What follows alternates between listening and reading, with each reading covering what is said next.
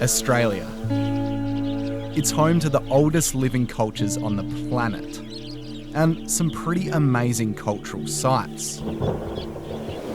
Like the Red Hands Cave in Ku-ring-gai, Burunki Rock Art in Kakadu, or the Wilgi-Mia ochre mines on Wurundjeri country.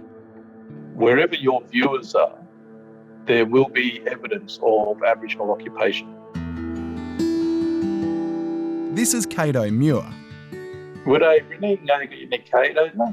Just saying hello everyone, my name is Cato. I'm from Western Australia and in the desert region and a cultural leader for the Ngalian people.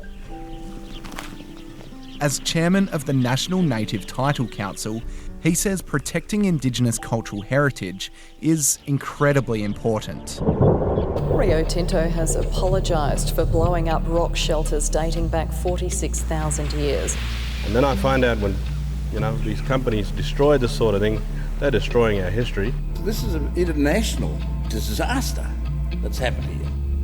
Last year, many people in Australia and overseas were horrified when mining company Rio Tinto destroyed two 46,000-year-old rock shelters at Juukan Gorge in Western Australia's Pilbara to expand a nearby mine. Inside these shelters, archaeologists had found evidence of human habitation dating back to before the last ice age, like a 28,000-year-old blade made from kangaroo bone and a 6,000-year-old belt made from human hair.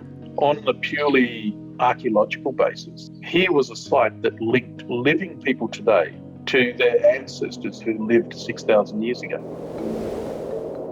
Like other significant heritage sites, Juukan Gorge was protected under state law. But in Western Australia, companies or landowners can apply for an exemption to this law. And in this case, the development went ahead. For the first time, people realised that some of these places are getting destroyed. And they're getting destroyed legally by mining companies. After the destruction, there were massive protests. Rio Tinto apologised and the boss resigned. And the government started a big inquiry to find out what went wrong and to try and stop this sort of thing happening again.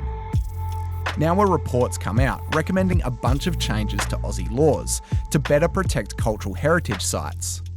That includes new national guidelines for each state to follow, and making the Federal Minister for Indigenous Australians responsible for approving developments. It also recommends mapping all the cultural heritage sites around Australia and making sure traditional landowners are involved in decisions.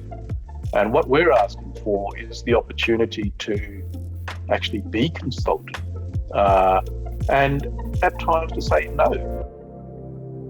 Not everyone thinks change is necessary, and some worry new laws might take away job opportunities or economic benefits for Indigenous communities.